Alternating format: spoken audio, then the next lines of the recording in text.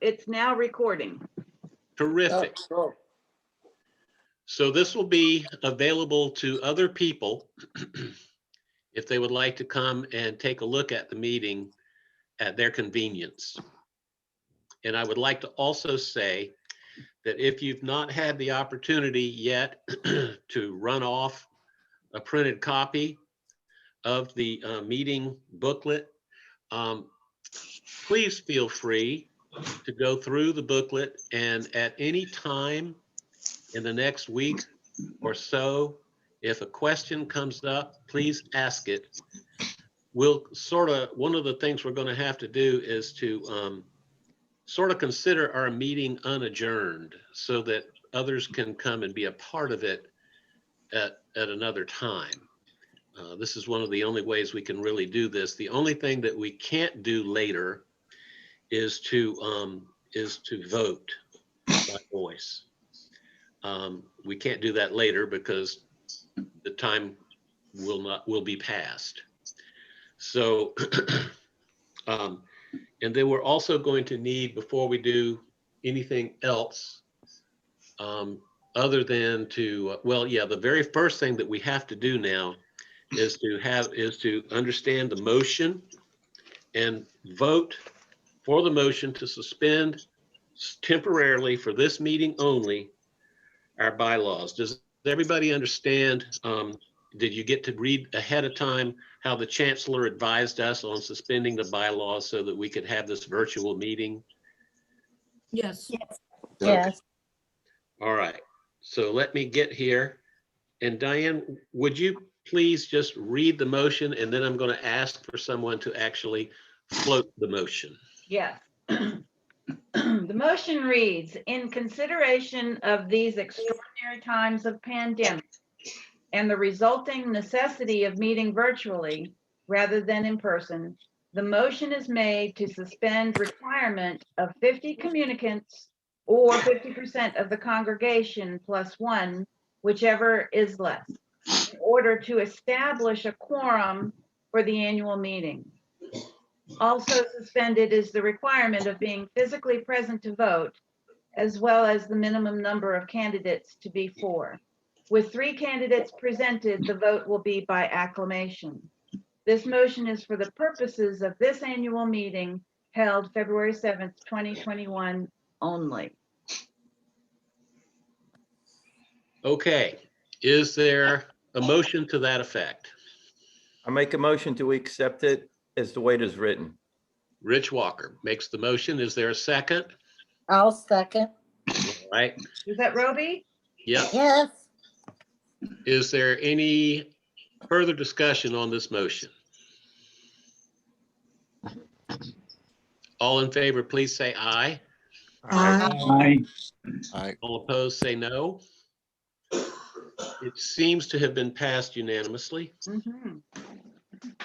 So next is the approval of the 2019 parish meeting minutes. Actually, that would be the 2020. I'm sorry. Did I put 2019? Well, but what I took that to mean is the minutes for the meeting that covered the year 2019, Oh, well, which occurred in 2020. yeah. That's kind of like championship football games. You know, Clemson has been involved in so many of them lately. It's the 2016 team that actually won the 2017 annual, championship. So you'll quickly understand, if you don't already, that I measure time and significant events by football championships. Nothing wrong with that. That's right. That's right. And one day, Rich, maybe the Gators will get back there. Oh, kill me. Well, we got Alabama to represent the SEC. Okay, so if everyone, I'm assuming and hoping that folks have had the opportunity to look at the minutes. And so I would ask now, is somebody willing to move that we approve the minutes from the 2020 meeting, which covered the year 2019? I think Carrie made the motion. Oh. Carrie was muted. Okay. Is there a second? Second, Who said that? Rich Walker. Are there any additions, deletions, or corrections that need to be submitted for these minutes from last year? Hearing none, all in favor of approving the minutes, please say aye. Aye. Aye. Any opposed? Thank you. The minutes are passed. Good. Next, we have the introduction of the delegate candidates for diocesan convention. And Diane, would you please tell us who those are? Yeah, those are Evelyn LeGrand. Where's Evelyn? There, oh, there she is. She's muted. And me, Plus plus the senior warden and the junior warden. outgoing. Outgoing or No, present? current, The current ones that are soon to be elected? correct. Okay. All right. The reason I say that is because I've served in churches where the delegates are automatically the outgoing and incoming junior and senior warden. So that's a tough one to keep track of. All right, then. So if I can just add that this one is somewhat important because the delegates this year will be selecting the new bishop at the May 1st special convention. And then there'll be the regular convention in November. So it'll be a double opportunity this year. yes, And the responsibility. I've already been studying all those candidates and their qualities because it is an awesome responsibility to choose a Absolutely. bishop. Yes. I cannot believe how long it has been since our diocese has been without a full-time diocesan bishop. And it's going to feel so fulfilling once again to have a bishop, a true bishop in our midst again. Yep. It's been a long journey. It's been ever since 2015, 6 Wow. years, if you can believe that. Wow. Okay, back to the agenda. So you know that it's Evelyn and Diane, and it will also be Rex. Since Rex has, I'll spill the beans, he has graciously consented to serve as senior warden again. So that's wonderful. And then we'll announce the fourth delegate when we have after we have our election. Now we have our introduction of the nominees for Vestry. And that is right there, Rich Walker, who is a returnee. He served on Vestry before under Father Rick. And I'm glad that he consented to run again. And he brings special gifts to this body. I was going to say august body, but I'll just speak for all of y'all and not for myself. And then our next candidate is Aaron Piper. We were not able to get all of his information in simply because he was doing a small task. He was with the National Guard unit that went up to guard the representatives and congressfolk as they were and the inauguration. He has an interesting story to tell. And one of the things that I found out was that the bivouacking in the parking garage was not as bad as people were making it out to be. Aaron, would you like to just sort of unpack that a little bit for me? What that was like, that experience? Sure. Yeah, when we first got there, we stayed at a hotel at first, and then we went out. I was on the night shift, but we would be at the Capitol for 12 to 14 hours, and we would spend a couple hours out on post, and then we'd go back into the parking garage for downtime for a couple hours and switch off within that 12 to 14-hour period.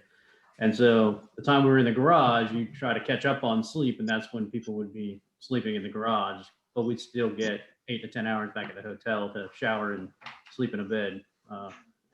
Except for inauguration day. We were there for about 36 hours inauguration day because it was, you know, they doubled all of the security, so everybody was there at the garage rotating through for that 36-hour period. But all the other days it was split up, and it wasn't as dismal as it was made out to be.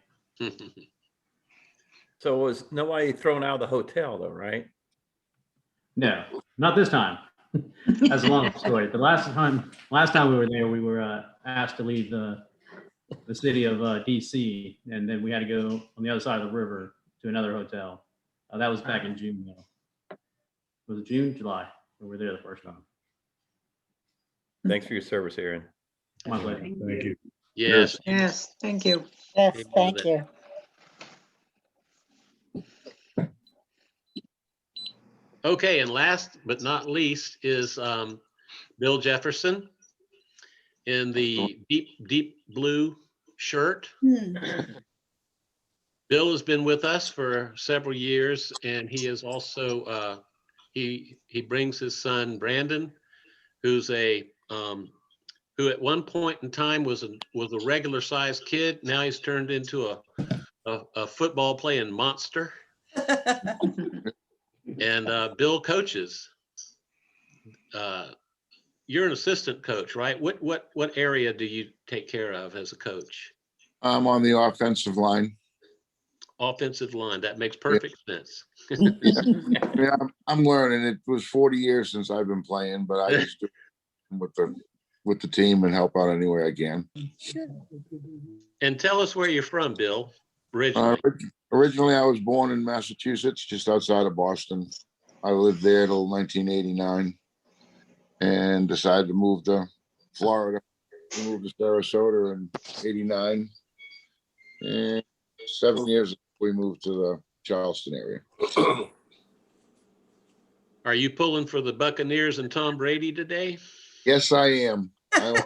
I've always been a Brady fan, and I was always a New England fan. And then when he went over, I kind of jumped over with him because I just like Brady, even all through the deflated football and all that. That's right. I forgot about Deflategate. I mean, I played with deflated balls, and I think it's hard to throw a softball than there's a harder one. So Now, Bill Jefferson, you may not know, he actually was very instrumental in the final touches on our bell tower, and he's also done a great deal of work on that flat roof part of our administrative building, and he's been there rough and ready, and is always available, makes himself available. He's a true servant to the church. And I find his attitude to be a blessing. And when we asked him if he would be willing to serve on the vestry, he gave us an immediate affirmative. And so thank you for that, Bill. No, you're welcome. I don't know how I can help, but I'll do whatever you ask. That's what we all like to hear. And just going back to Rich Walker, Rich has been with us for a while, and for a number of years, and he's got a very interesting story to tell. It's in his write-up about how he calls himself and Liz a mixed marriage, because I believe that she was a Methodist. Is that right? She was Catholic and I was Methodist. All right, you're the Methodist, exactly. Correct. So that's what he calls a mixed marriage. And as so often happens with those kinds of combinations, they wind up at Catholic Light, the Episcopal Church. All of the religion and half the guilt. Here you go. Absolutely. Yeah, that's right. And then Aaron Piper, we already know, has been in the National Guard. You want to tell us a little bit about where you're from and a little bit more about yourself, Aaron? Sure. I'm also from Massachusetts. I moved down when I was 11 after Hurricane Hugo with my family. I've got family in Worcester still, but I've been in South Carolina for 30 years. I've been in the Guard for 24 years this past month. I've got a apartment maintenance background, and I just started working about a year ago for an HOA. So a lot of contract negotiations and things like that. A lot of different aspects of maintenance I've dabbled in, I guess, for the last 15 to 20 years. So, I'm not sure. My wife and I got married at St. George's back in 2006, and our daughter was baptized or christened there in 2007 when she was born. And then I went away for a while, and we took us a little while to come back, but we found our way back. So a couple years ago, and we're enjoying it. Very good. Wonderful. Where is your wife Dina from? Dina originally from Maine, but her father was in the Navy, so they moved around a lot. Okay, very good. Good to know. Yep. All right. Do any of you want to say anything else about yourselves or why you feel called? It's all written there in the annual report. I feel excited about being able to use some more of my services for the church, the things that you put my knowledge to be able to add to the church. So I'm excited about that. Well, so am I. And I can help in any construction and planning aspects. You can help me in the Bible end. I'd say that's a fair trade, to say the least. Okay, well, shall we? So these are our candidates. We didn't get any other write-ins or people trying to put anyone else in nomination. So that means we have 3 people for 3 positions. And so I would like to go ahead and ask if there is a motion that we elect these 3 to our vestry by acclamation. So moved. Is there a second? Second. All right, is there any further discussion? You All guys, in favor of electing Rich, Aaron, and Bill to our vestry for the next 3 years, please say so by saying aye. Aye. Any opposed? Very good. Congratulations. I used to say condolences, but sincerely congratulations, because this has been a wonderful, wonderful vestry. And I think that you're going to add an awful lot to it. And now the second part of this is that Aaron was asked when Aaron started helping out here and there, Doug Raisley, who is our outgoing junior warden, pretty much said, Aaron, how would you like to be the next junior warden? And he said, in his most erudite fashion, as I heard the story, yeah, I suppose so. So why not? Exactly. So Bless you, Aaron. yeah, Thank you, Aaron. Good luck. It sounds like you're going to have a good helper in Bill, though. yeah, you Yeah. help me. I'll help any. yeah, you know, what we try to say to our junior wardens is that this is not that you all of a sudden become the one guy that turns all the screwdrivers and the wrenches and all of that for the church. But very often, because they're so capable, you know, they don't hesitate. But a big part of the job is to delegate. And so just want to give you that encouragement, Aaron, because it is important. Okay. And please don't be afraid to ask for help, because there are lots of men and women in the congregation who love to turn wrenches and things like that. My wife's not one of them. Okay. And the junior warden usually hears from me a lot.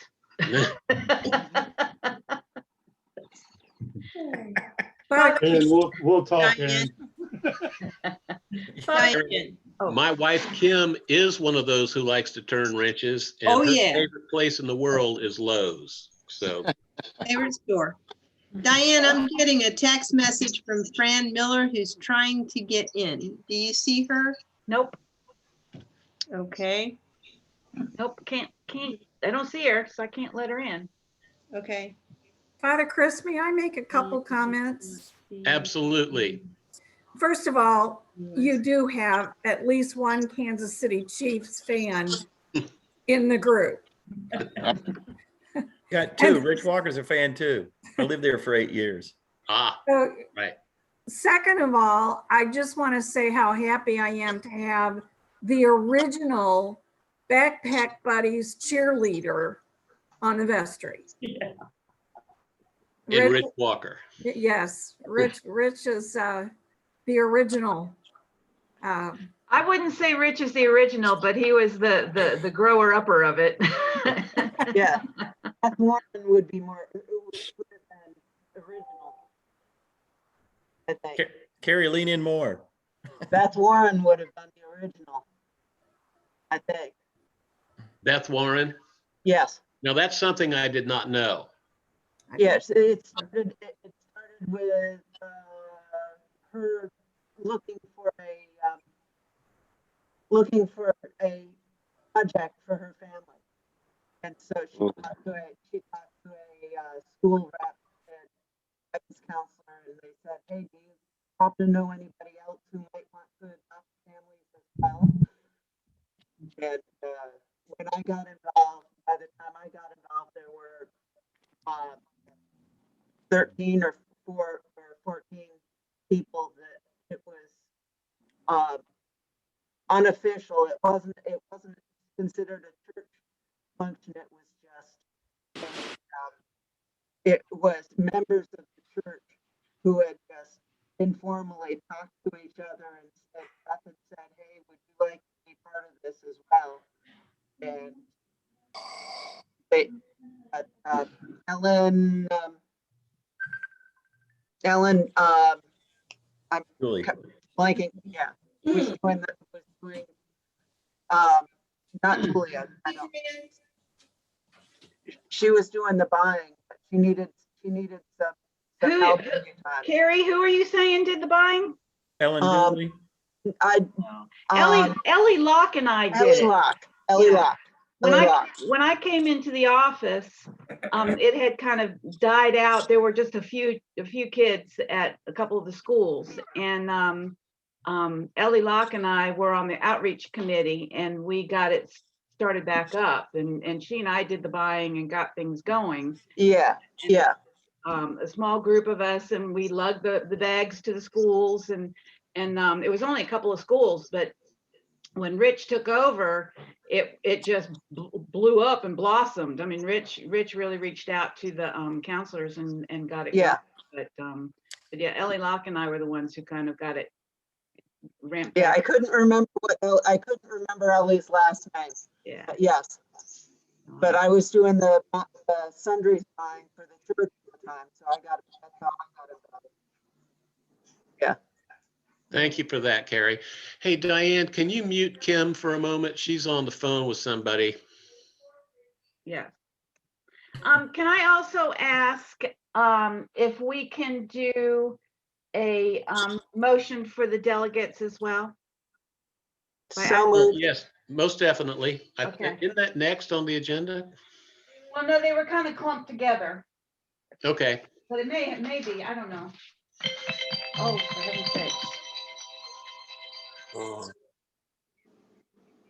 This is Frank Miller calling, so I'll mute myself. Okay. All right. Well, since Diane brought it up, let me go ahead and go to the election of the delegates to convention.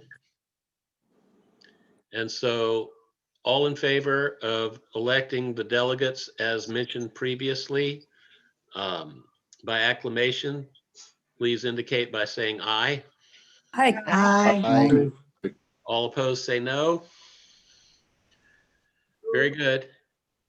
I hope that there were no no's and you just forgot to unmute yourself. Oh, thank goodness for technology. Okay, so next is, as I understand it, on our agenda is, Can you tell me who made the motion and seconded the motion? we didn't have a motion Oh, okay. because I forgot. Carrie did actually say so moved at the beginning right after Diane mentioned it. Oh, good catch, Derek. Thank you. Yeah, and by acclamation. Okay, very good. Thank Yes, and you. if you want to give equal time to the Gamecocks, then we will have a moment of silent prayer for them.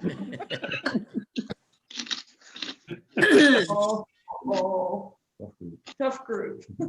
Well, you know, they've got Shane Beamer now, so I'm expecting good things.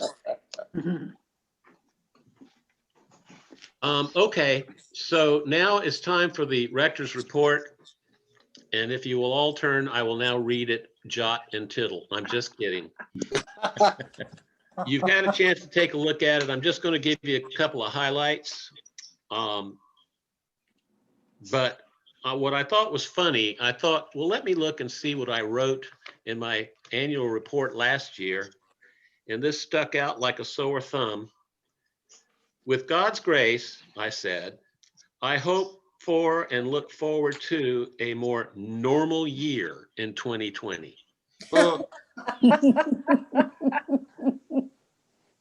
It has been anything but. And so I went on to say that so much has happened in the past 11 months, and so much has not happened in the past 11 months. And then I talked about Paul and his missionary journey and his shipwreck and how they got blown way off course by a storm, and eventually the ship wrecked. And I made also all those biblical references that seemed so wonderful at the time. But I thought that what I would do right now is just take a moment. I wanted to have a long list of people to thank. And I'll say in advance, if I've left anybody out, please forgive me, because our church is operated by so many faithful servants, and it takes all of us together to do it. I hope I've not left anybody out, but I'll get to that part in a moment. But I wanted to talk about what has not happened at St. George's. We've not had our usual crowds, especially on our special services. We've not had hugging and personal touch or contact, which I think has actually really hurt us psycho-emotionally. It's painful. And I think of somebody like Carolyn Keeter, who's in her house with Jack. They don't go out, and she craves contact more than just about anybody that I've ever known. And she needs to remain in our prayers. We missed the halftime during that, we've come to call it, during the peace, during our services. Most of our planned fundraisers, including our pumpkin patch, we've missed. We missed out on most of our non-pledged and cash giving when visitors come in, because we have no opportunities. And if you come to, and if we ever have church, you have to sign up for it. And so that means we don't get many visitors at all right now. We missed several months worth of Backpack Buddies ministry because the schools were suspended. We were not allowed to do many hospital visitations. I did manage to make a few, and Father Jeff managed to make a few, but that was only because we were bold enough to walk right in. Most of the time, if we asked for permission, we were not allowed in.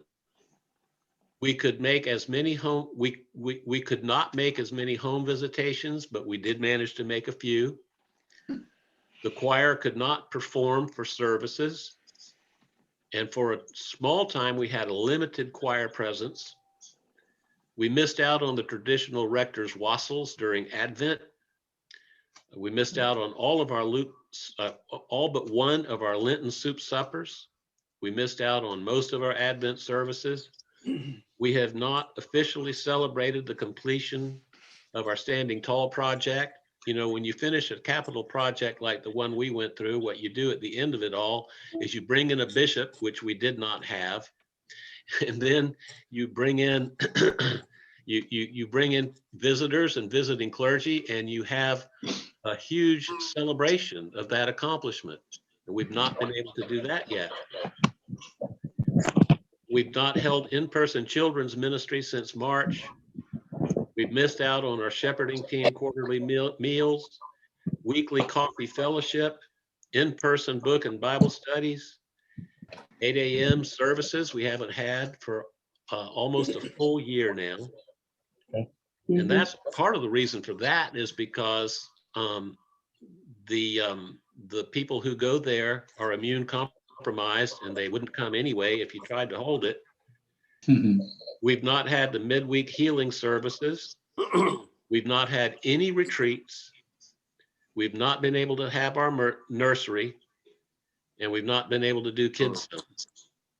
That's just some of the things that we've not been able to do. What has happened at St. George's since March in 2020, a whole lot of services held online. A whole lot of technical and logistical adaptation has happened. We've held some church and fellowship services like Tower Time when the weather was good outside, and we'll continue to do that if and when we need to. We held many talks, teachings, and Bible studies online. We figured out a safe and unique way to offer bread and wine at the Eucharist. And I might add, we're one of the only parishes in the Episcopal Diocese of South Carolina that actually offers bread and wine, but we figured out a way to do it. We diverted some of our Backpack Buddies ministry money to the Low Country Food Bank and Somerville Meals on Wheels. That was a large chunk of money that the Backpack Buddies ministry generated, and they were more than happy to see the money go that direction since we weren't able to do it directly to the schools for a time. The Vestry held a bunch of meetings online. As a matter of fact, Charles Ramsey is still lobbying that we would forever and ever have Vestry meetings on Zoom, always. Saturday evening services were held by Father Jeff online. We put a lot of kids' videos online. We held a whole lot of fun Sunday morning Zoom at the door fellowship meetings online. The Finleys would usually end those meetings by saying, well, it's time for waffles, brunch. And so then Rex and Donna would say, yep, us too. And then Susan Joy would join us very often. And so did Evelyn. Very many of you would join us on Zoom at the door fellowship meetings online. We made a whole lot of check-in phone calls to parishioners. We wrote a lot of handwritten notes, emails, and texts to parishioners. We put on Ward put on a lot of online music offerings. Those were wonderful and inspiring in the middle of the week, Ward. We completed our Standing Tall capital project with the completion of the bell tower. We established new lay ministries, the temperature checkers, the sanitizing teams, the videography teams, and the tent erector team. We said goodbye to Alexis Perrell and hired Sean Johnson as our new sexton. We had 2 adult baptisms. One was private and one was public. We had 1 adolescent baptism, which was private. We introduced a new team called Kim and the Dancing Priests on Sunday morning service. And I think a lot of people thought that Rich Walker must have been a clergy person because he was included in that number of the Dancing Priests. We had lots of counseling appointments over the phone and in person. And what I do for counseling now is that we don't sit in my office, which is a rather confined space, but what we do, where we do meet is in the sanctuary where there's lots of space where we can spread out and we can still talk face to face. Some weddings were canceled. One very large wedding that was planned was switched to a smaller backyard affair. A number of funerals were postponed. And we received another United Way grant toward our Backpack Buddies ministry, thanks to Evelyn and Sue. And we applied for and received a PPP small business grant of over $61,000 to help our strained budget and to keep our staff on payroll. A special thanks to Diane for hustling and getting those figures together. So now, if I could be allowed to do this, I just want to mention a few folks in thanks.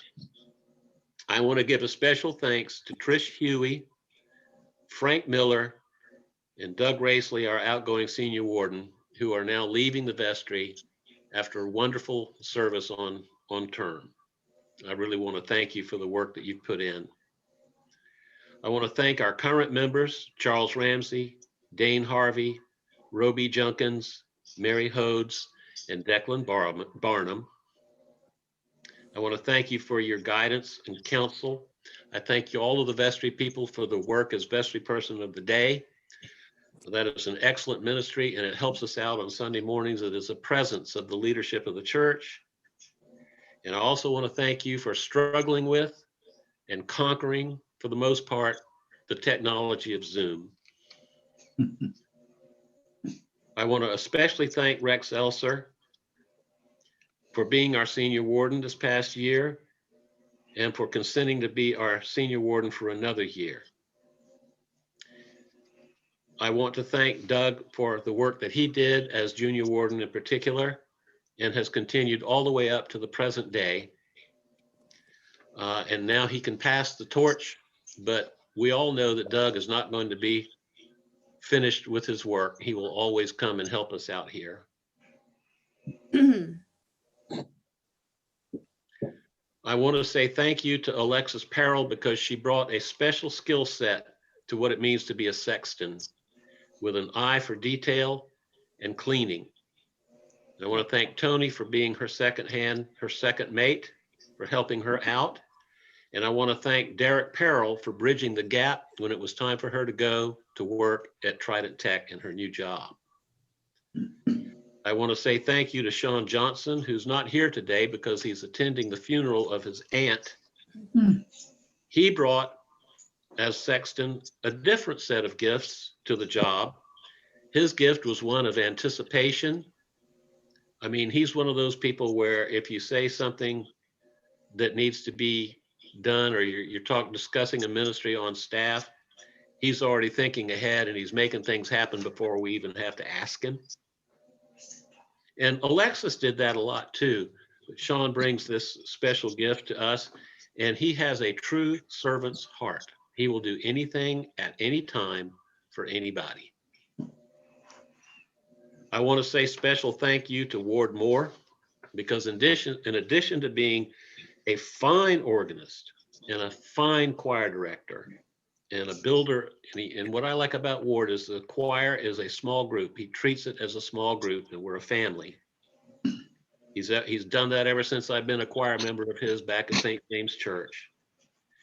He's also taken on the IT challenge, audiovisual learning curve, and all of his midweek periodic music offerings.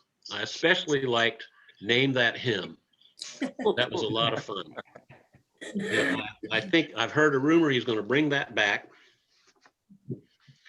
And then all of the wonderful musicians that he's brought in. And I want to give a special thank you to Allison Harvey, who, with no remuneration at all, she comes in and offers her beautiful skills and enhances everything that Ward does. I want to thank Tony Parrell for keeping the youth and young adults together as much as possible at a time like this, for hanging in there, and for bringing Declan Barnum on board. And I want to thank my brother and colleague, Jeff Wallace, for his great assistance with pastoral care the Bible studies, his skill in knowing the scriptures and teaching them, the time he spent doing Saturday church, and for equally sharing the preaching duties with me. I couldn't do it without you, Jeff. Thank you. And then there's Diane, without whose work we all would be truly lost at sea. She's a true administrator. She serves with a servant's heart. And on top of all else, she has added the rigors of signups for services and keeping all of that straight, schedules for all the other new ministry teams that have developed, printing a new service each week, and then tackling the SBA PPP loan grant applications, not once, but twice. She's in the middle of the next one that came around. And then while all of that, she's also on the Diocesan Standing Committee. She is the secretary of the Diocesan Standing Committee, and she handles all the seasonal responsibilities just to make the church function. And so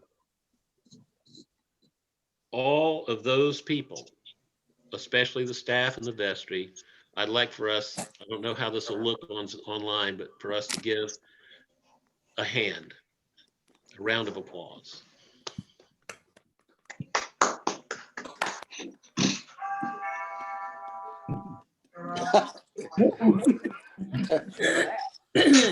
Who did the doorbell? That was great.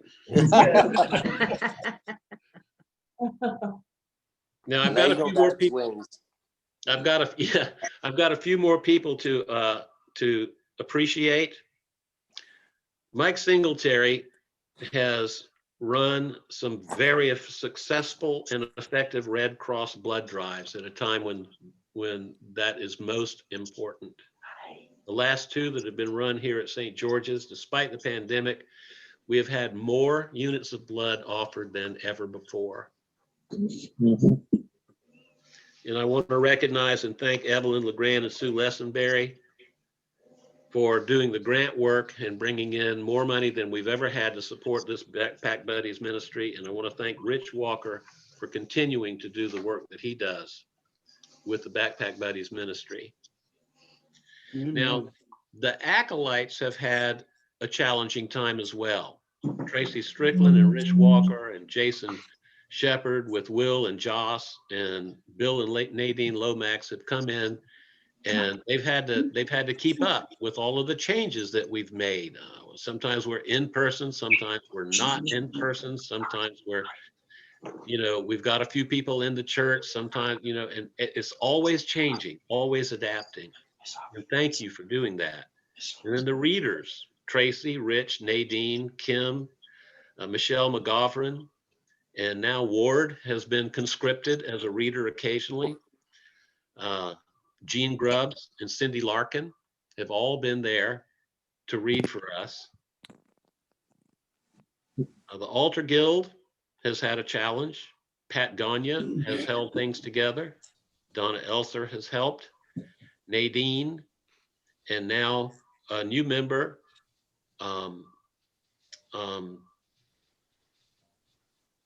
Candace Hunt. Thank you. And they've all done a great job. As a matter of fact, Pat comes after we're finished with our service and takes care of the altar.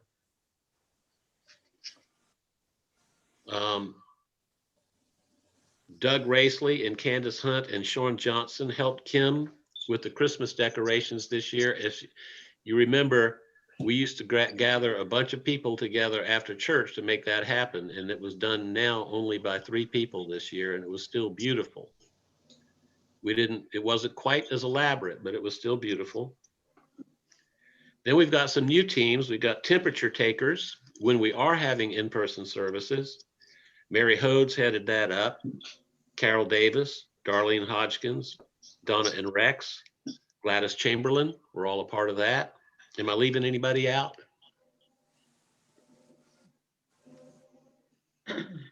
I think And Diane then- Howard did some too. Okay, thank you.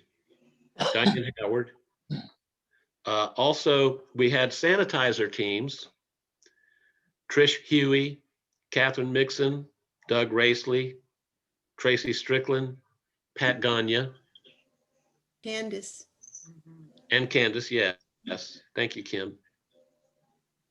I mean, they would come in, and they even had to start coming in between when we were having 2 services. Mm. And then the shepherding teams, Mike Singletary, Donna Elser, Jennifer Roberts, and Kim Huff. Those shepherd teams have been especially important during the pandemic to keep up with one another. And thank you once again to Jeff Wallace for getting those teams up and running. Did you mention Darlene Hodgkins, temperature takers? I did. Okay, I must have dozed off, excuse me. No worries. No worries. Thank you for staying behind me. These are a lot of people to keep up with. And then finally, this is the last thing that I can think of. And I'm sure that I'm leaving some people out, but the Flower Guild, you know, I'm going to ask him to give just a little discussion of how the Flower Guild has had to operate this time around during the pandemic. Well, it was pretty obvious from the very start of the pandemic when things were starting to shut down that if we weren't going to have church, then the flowers were going to be a problem, because generally we provided fresh flowers every week, and then they were given to people and prepared, you know, for people that were shut in, or, you know, for special occasions and that sort of thing. So I sent out an email to our group, because there are only 4 of us that are on a rotational schedule, and with 1 alternate person. And it was decided that it would be kind of compromising to people who were already sheltering at home to go into a store or go into a florist to purchase flowers for a church that wasn't even going to meet, and then to give them to who, because many people donated the flowers, and so that would be a problem also. So out of an idea of safety, we just decided that we would do artificial flowers just to adorn the altar, so that it's just, you know, it has something there. And we would just discontinue the fresh flowers for now until further notice, because our team was not interested in leaving their homes and subjecting themselves to the possible virus. And so that's what we did. And we just tried to at least make it attractive. And one day, you know, hopefully when all of this settles down again, we can resume some of the things that we were doing before. Thank you, Kimmy. And so also Christmas and Easter, we have no idea of knowing how Easter is going to work this year. I have a feeling we're not going to be in the clear to have the same numbers of people that Easter usually brings. We'll do what we can as the situation allows, but as far as Kim is concerned, you know, setting up the church with the poinsettias, and then now with the Easter lilies, Diane was the one that was in charge of getting those things. Kim is taking that off of her hands, hopefully now. She's done a lot of research and investigation, and she thinks she may have found a good answer for us now. That's a different source, but she's still working on it. So thank you for all that you do there, Kimmy. Yay. That's all that I can remember that we need to talk about, but who have I left out? What ministries? I might mention again, you may have mentioned it. I could have missed it, but you did mention Mike Singletary, but I also want to call attention to the emails regarding prayer needs within our church family. Yeah. And how much that means to me. Even when I don't respond, I stop and pray for those persons, and I'm sure all of us do. But that's one additional thing I appreciate. Yes, Mike Singletary, I don't know if you're a recipient of those, but he has a large email list that he sends periodic prayer requests out for. Jennifer does as well. Yes. Mhm. Father Chris, did you mention Cindy in her treasurer role? Well, she's getting ready to give a report, but definitely thank you so much, Cindy, for taking that on. But I was actually going to introduce her with a thanks. Oh, I'm sorry. No, that's quite all right. Father Chris, Yes. do you mind, not for my purposes, but the videographers that are now volunteering? Oh, I ran out of time. I was getting ready to write that down and I just completely forgot. But we actually introduced a new videographer this morning, and the videography team, thank you, Tony, for that reminder. You're The welcome. videography team is Tony Parrell. Declan Barnum spent some time doing that, but he has had to back away from that. Jerry Roberts, Jennifer Roberts did the very first one for us. And then Michelle McGoffrin and Darlene Hodgkins did it for the first time this morning. Did I leave anybody else out, Tony? No, sir, that's it. That's everybody. Thank you for those people who come in. And, I like to tell them when I try to convince them to come and do it, I tell them it's not rocket science, but they do have to pay attention for a complete hour. And Sean has even done it some. That's Yeah. right. Sean did it a couple of times. It's really fun when you hit the mirror button on the phone and it shows you your face. Yep. Father Chris, would you say that during COVID that our ministry and our live stream services have been so much more labor intensive and have involved maybe twice as many persons pitching in to make it happen?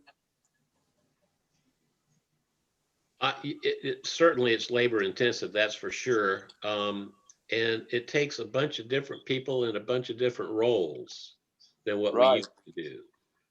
It always takes a lot to put on a church service. But yes, I would agree with that for sure. And a lot of flexibility, because as the year has gone on, we've had to change things, even like midweek. We've had to make some decisions and that sort of thing. And so it has been a challenge, and it's taken the cooperation and flexibility. That's what I see. It's like so many people, all of y'all are amazing, and the flexibility that you have to have in order for this to work is so necessary. And additional work for the Altar Guild as well. Yep. Yep. It's a lot of stuff. So I would like to turn now to the associate clergy report, which would be Jeff Wallace. He has his report filed by title. And I would like to ask if you have any additional comments that you'd like to make, Jeff. Yeah, just a few things different from what I said previously. My mother died Thanksgiving, 2020, and my siblings began to Zoom meet regularly to plan her celebration of life. But it turns out that we needed a lot of family therapy. And so we've just continued to meet regularly and have really improved our relationship and understanding of one another, as well as an opportunity to kind of debrief from our childhood. And one of the things recently we decided to discuss my brother's new book. And in so doing, he had shared a way that he checks in with others. He was once chaplain of Bates College, and he and his wife would have students to their house. So they would ask before dinner that each one stand up and say whether they had had a yes day or a no day or a yes no day, which means mostly yes, but yeah, a couple of no's. And or maybe they had a no yes day, which means mostly no's, but maybe a yes. And the yes is for something that to be affirmed, to be thankful for, and the no is something that that you would want to lift up as a prayer concern or a trouble. So I'm going to use that format. I really love that. So what I would add is that 2020 has been definitely a yes no year with lots of yeses, and we all know about the no's. But one of the yeses I would say is that we've learned about during this year a lot of other churches by way of media, and I just want to say that I have been able to say from the heart to my siblings that, you know, I have landed so well in a real church. And we talked about what that is. And part of it is what Martin Luther called the mutual conversation and consolation of the brethren. But I'll just highlight the word mutuality and consolation, that we really are a church that where we truly in Christ's name minister to one another, converse with one another, and console one another. So that's one of the big yeses. Secondly, the work of the part-time work of chaplain for the port has been perfect for me. As those who work closely with me would know, that I am more relational than administrational. And if you, and by the way, I did look up, that is a word in Oxford Dictionary. Yeah, so I am more relational than administrational. So that my only regret is I wish I would have done chaplaincy ministry when I was 30 years old instead of when I'm 60 years old. But every moment that I give in my part-time work as a chaplain on the ports is really time that St. George's is giving as well, because you support that ministry so much in so many ways. In fact, actually, Robin Lynn is another parishioner who has kind of championed that effort each year when we do support for the Seafarers Ministry. So I'm thankful, so thankful for that. A huge yes for this year. 15 years with hospice was probably 5 years too long. I love the work there, but God has, in so many ways, has landed me well with St. George's and with this port ministry. The third thing is my relationship with Chris as a true friend, and as well as a supervisor. And you know, I sat down with the CEO for the State Port Authority, Jim Newsom, And he says, you know, I don't mind sins of commission.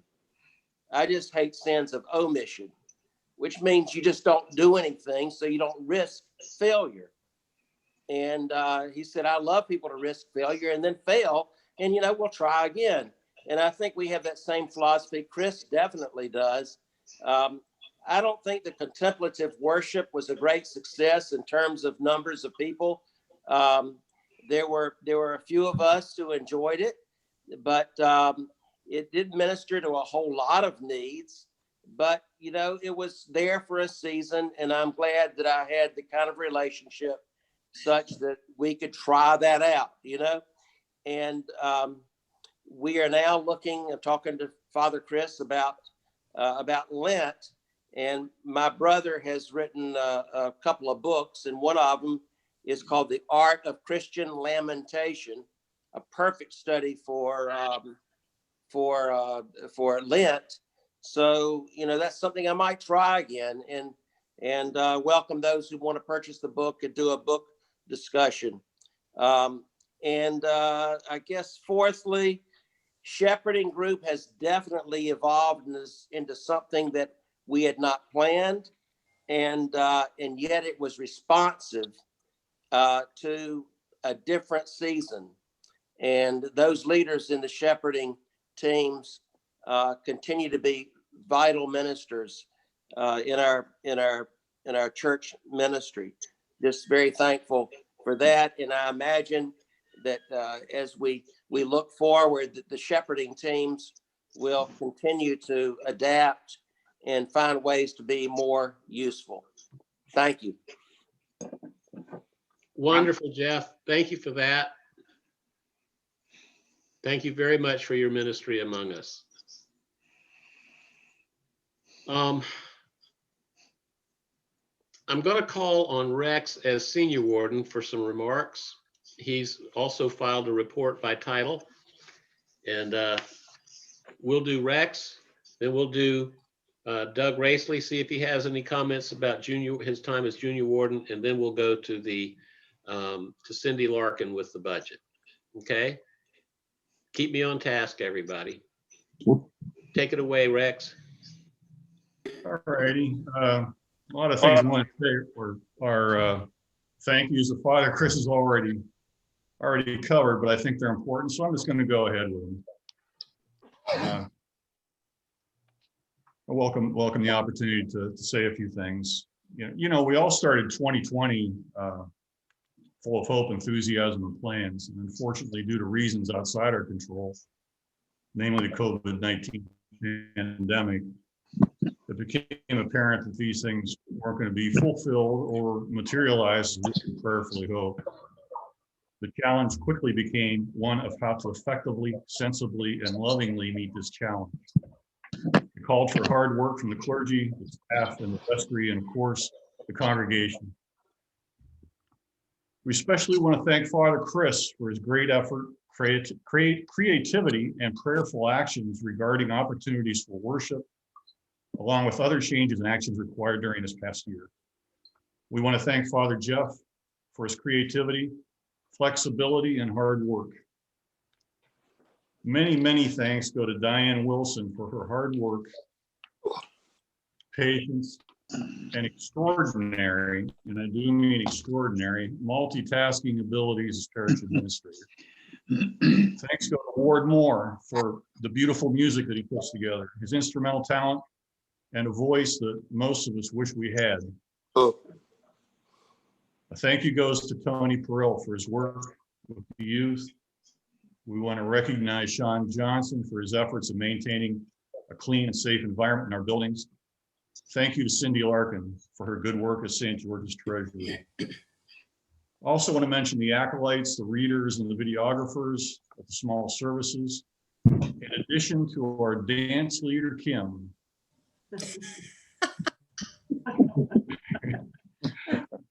I want to thank the members of the vestry, Mary, Trish, Roby, Doug, Declan, Dane, Frank, and Charles for their faithful service involving their input and decision-making. I want to mention Mary Hodes for heading up the in-person service temperature and health team, Declan Barnum for organizing the tent team, and also for helping Tony with the youth. Also Trish Huey for scheduling the VODs and sanitize team. Thanks to the Vestry for their VOD participation. I want to recognize the outgoing Vestry members, Trish Huey, Frank Miller, and Doug Graisley, with Doug serving as junior warden. Doug has worked diligently as junior warden with the task of looking after our buildings and grounds. I want to give special mention also to Frank Miller for helping Doug with, I know a lot of times he helped Doug out with many tasks. And Roby. I want to welcome the new Vestry member. And Roby, yes, that's right. I remember Roby planting the posies out there. Power washing. I want to welcome the new Vestry members. They are three fantastic people, Aaron, Bill, and Rich, and we look forward to their input. During the past year, we've all been educated regarding limited gatherings, messaging, email, and of course, Zoom as different means for connecting together as a loving church. We have seen this shown as limited indoor services going online, a tent service, gatherings at the tower, and Zoom that was used for informal gatherings, Bible study, and book study. Basically, we had to learn to be a church without, for the most part, being in church. With the rollout of vaccines and by following COVID safety protocols going forward, we pray for a quick relief from this pandemic. We have a wonderful, faithful clergy, staff, and congregation at St. George's. We will prayerfully revisit our needs and plans, and will proceed where God leads us. Thank you. Thank you so much, Rex. Very nice report. Doug Graisley, do you have anything to add to your report? Can you hear me at this point? Time? Yeah. Yep. Yes, we can. I'm waiting. I've got the computer voice on here, and we also have, hang on. Okay, can you hear me now? Yes. Yep. I'd just like to say thank you, that it's been an honor to serve on the vestry, certainly an experience. And I'd like to thank Aaron for stepping up and taking over as junior ward. My wife also thanks you. My daughter thanks you. My son thanks you. And I have a feeling that Frank Miller thanks you. Other than that, I can't think of anything major that's happened over the past year that's cost a lot of money. It's all been little stuff like painting and power washing and little stuff like that. So, recently, I've discovered some very bad wiring inside the sign that sits above the time and temperature sign out front. And that needs to be further investigated and probably worked on back when weather gets to be a little warmer. But other than that, that's about all I have. Well, thank you so very much for all the work you've done. Whenever I would pull up into the parking lot, 9 times out of 10, Doug's car would be there ahead of me, and he was already on board working, doing a lot of things around the church, and including other people in his ministry. I remember Roby was outside with her power washer, and it was in the middle of the sweltering heat of summer, and she was just dripping wet with perspiration, but loving every minute of it. So thank you for bringing others on board, and thank you, Roby, for that as well.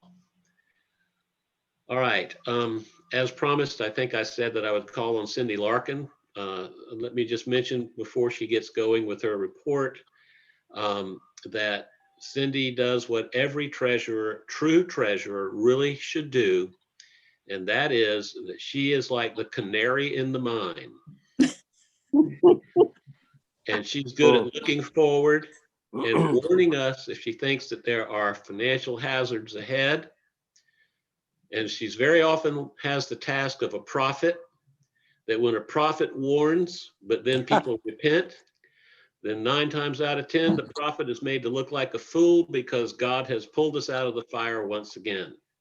But she keeps us very, very much on task financially. And thank you for what you do, Cindy.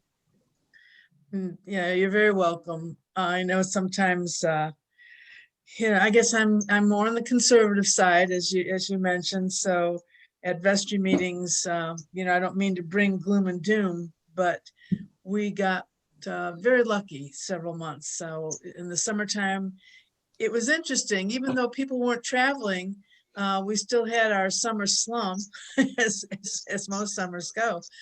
And, which I didn't anticipate would happen as much this year because, people are still around. But fortunately, we rebounded. And especially towards the end of the year, we had some very faithful parishioners give something extra.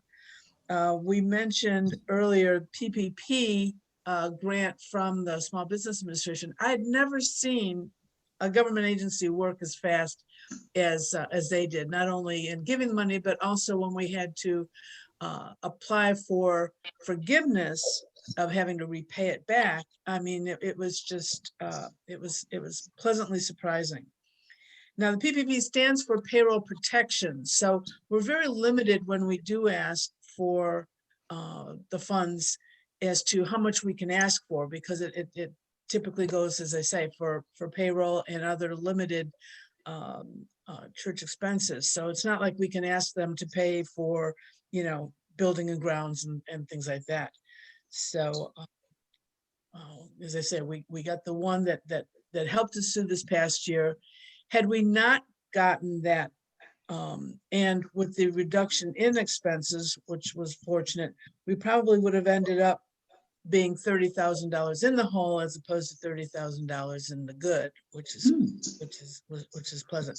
If you are looking at the budget, and I know a lot of people kind of glaze over when they see all these numbers and columns. If we just look at the first column, the 2020 column, January through December actual. Now, when I look at all the faces that are on Zoom, it's kind of like preaching to the choir, because most of you folks are, pledge, either pledge or give on a regular basis. So you fulfill the first 2 lines, pledge income, which, knock on wood, people were very diligent in meeting their pledges. So that figure did come, actually it exceeded what we had budgeted. Now we fell short in the next 2 categories, the anticipated pledges and the plate.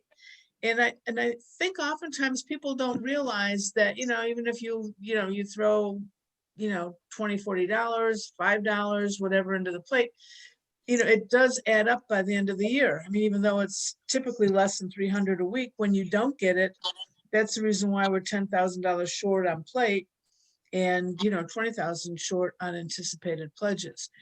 Anticipated would be the folks that don't pledge, but give on a consistent basis. So for budgeting purposes, we count on them, but they didn't always come through this past year. So again, if as I say, most of you all are the ones that are the pledgers. So, I'm not reaching the ears that I would like to hear our plea for keeping up with charitable giving.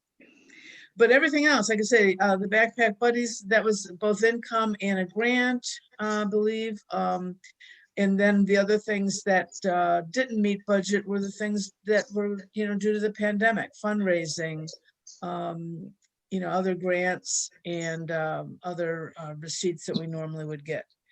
So as I say, the total income was much buoyed by the $61,000 from the PPP. Now, for expenses, the pandemic affected that by keeping a lot of our expenses low. It's kind of like a good news, bad news. I mean, unfortunately, we weren't able to have, more fellowship and education and pastoral care and things like that. But by keeping the expenses low, it kept us in the black. we were able to at least have money to keep up with the building and grounds to help, Doug and all those that do care for our building and grounds up to date, up to speed, and any additional monies there we were able to carry over till next year. Any questions? On the budget side, we basically kind of mimicked what our expenses and income would be for this past year. So hopefully, at least during the pandemic period, we would probably be close to what we spent and what we earned this past year.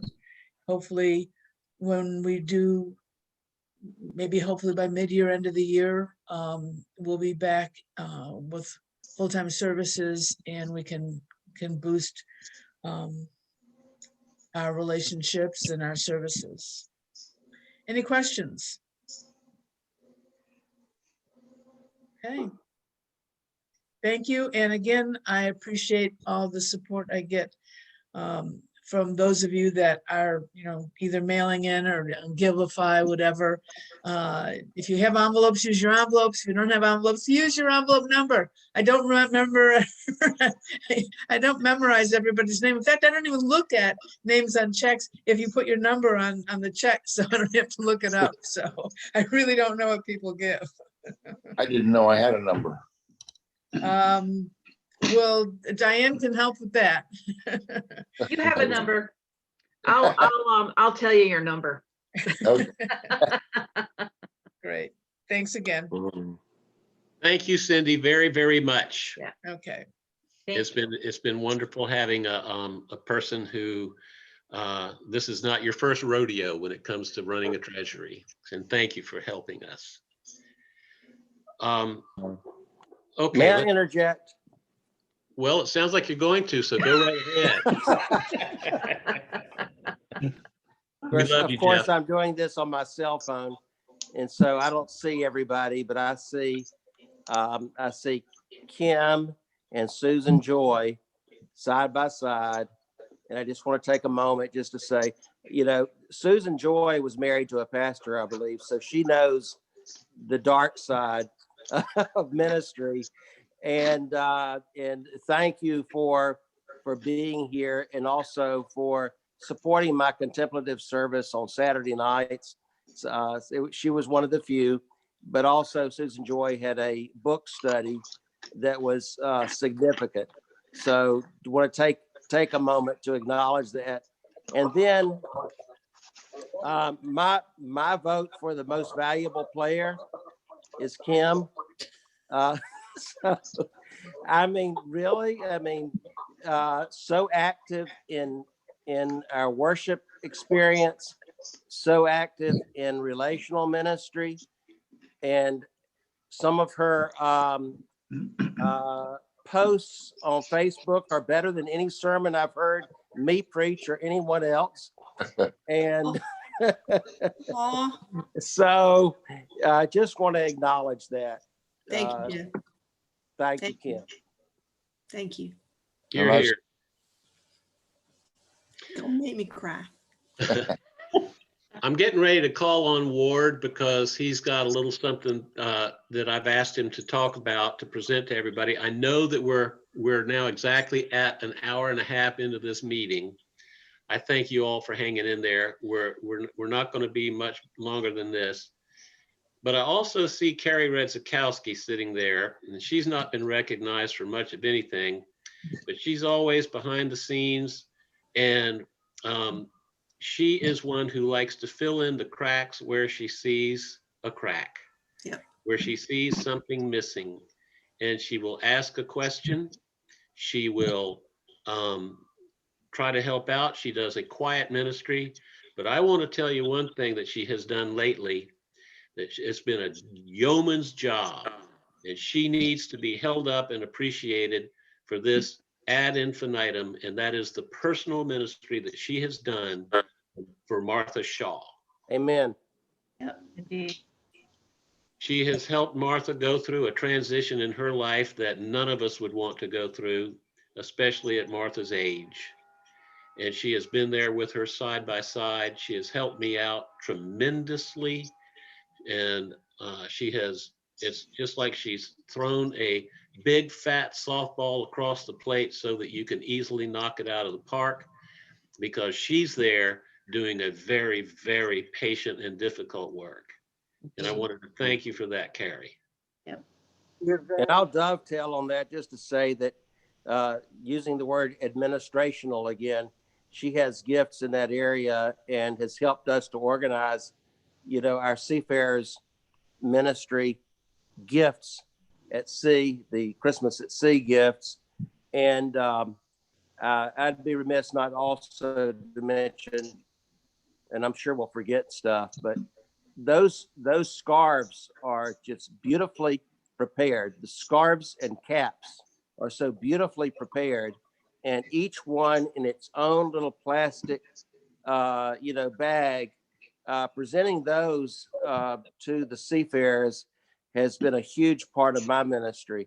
I don't know who all makes those, but that's been a huge outreach for us.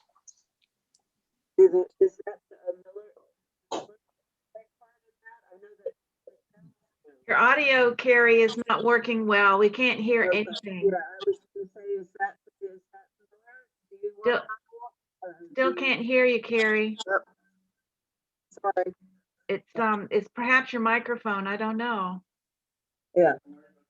I was Okay. just going to say, I think that's, can you hear me more now? A little bit.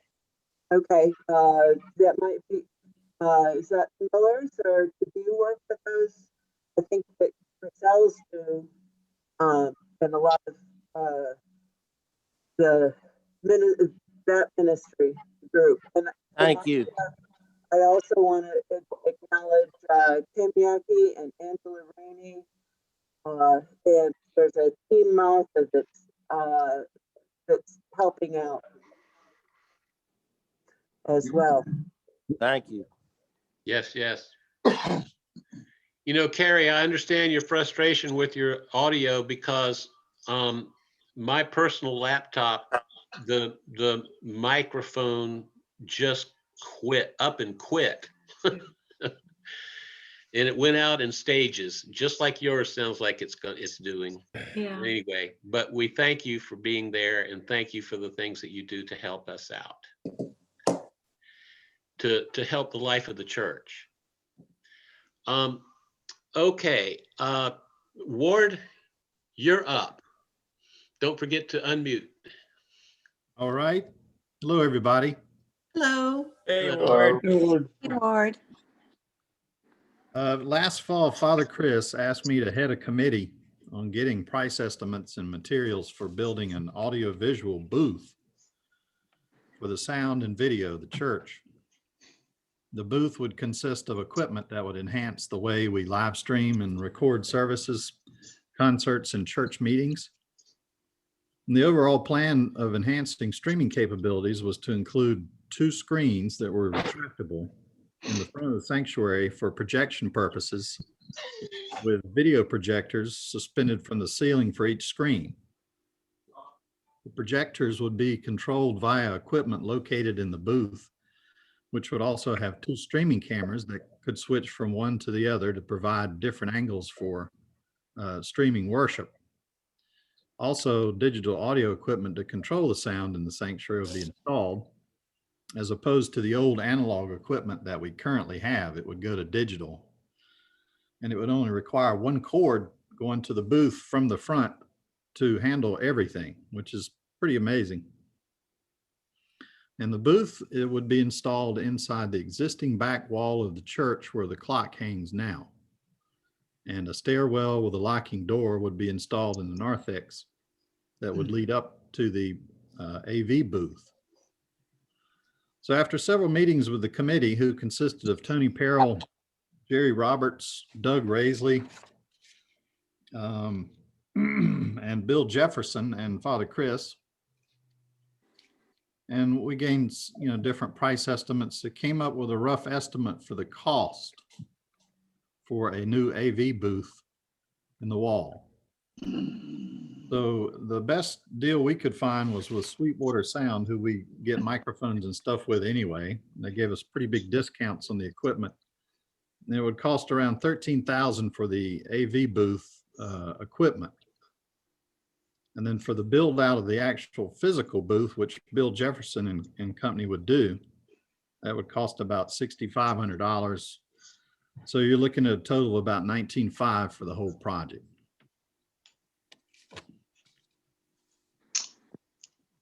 So that's Okay. what we've been working on this past fall. And the vestry has seen these numbers. The vestry, as it was previously constituted before this year, we'll revisit that. And the question is for us, we kind of were wondering, is this the time during the pandemic to take something like this on? You could make a case for saying, no, we need to hold on because we don't know what the future holds, but you could also make the equally strong case that being able to enhance what we do online now is more crucial than ever. And being able to do what we do online in such a fashion, in a better way, is to retool ourselves for a coming future, pandemic or not. This is a part of the future that we're looking at. And so the vestry will take this back up. I want to give my thanks to Bill and Tony and Ward and Doug for the work that they did.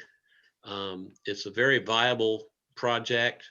When we say retractable screens, we're talking about screens that you don't see until you let them down during a particular service or other time to use them, and then they go back up and you don't really see the screens. It doesn't mess with the appearance of the sanctuary.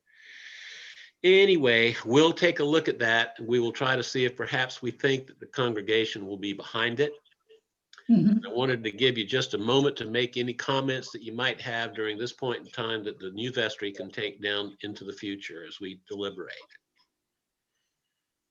Father Chris, if I might, we're every week, every Sunday, as we're videoing, we're reaching, we have about 30 something people log in, but by the end of the week or so, we're seeing 200 and something or more that have viewed it, including people, I think you said in Greece. I know some people in other cities in South Carolina, Georgia, Maine, different places all over the United States. So our service right now is reaching a lot more people than we would reach if we were not doing this. So I personally think that it's a good idea to continue this, doing these videos, even if we do get back to a normal service. I agree. Thank you. Yeah. The church always does a good job of ponying up when there's a special project before it. And, I don't think that the church would have a hard time raising that kind of money for this, but we just want to make sure that it's the right thing to do and it's the right time to do it. But you'll hear more from the vestry. One of the things that will help us to determine that is that when we discover whether or not our latest PPP application is accepted and funds are forthcoming. But that is not something direct. It's just that we'll have a real hard time with our budget without the PPP loan helping with the payroll. And if that's the case, then we might need to be tapping the congregation more for extra giving. But if we can continue on and maintain our payroll without having to do extra giving, then we might be able to ask the congregation for this new project. But time will tell.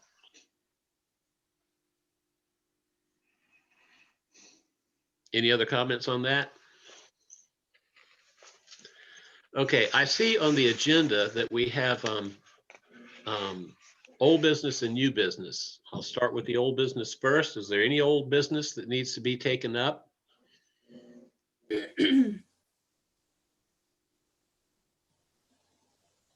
Not having heard any, is there any new business that we need to take up?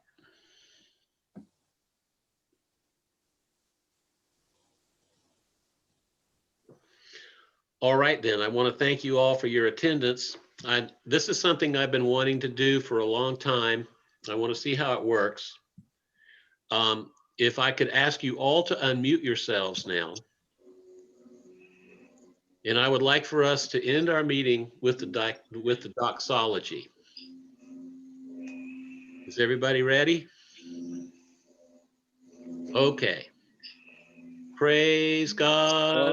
From whom all blessings flow. Praise Him, All creatures here below. Praise Him above ye heavenly hosts. Praise the Son and Holy Ghost. Amen. Amen. Amen. Yeah, Ward, we're really going to need that new program if we're going to do something. Yeah. Definitely. That was beautiful. The delays are unbelievable. That was so good. Diane, I'm glad you recorded that. That'll be something we're going to play back.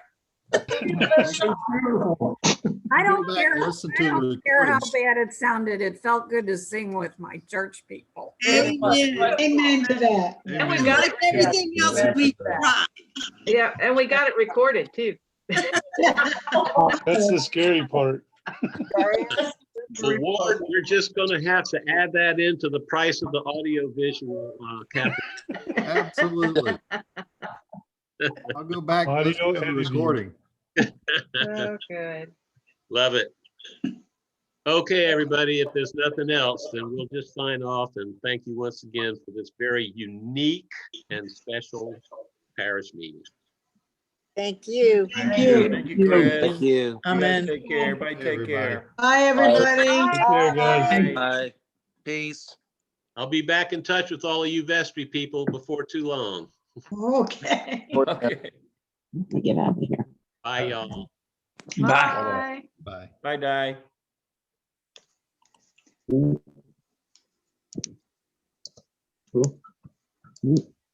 See everybody signing out. See you guys. Bye.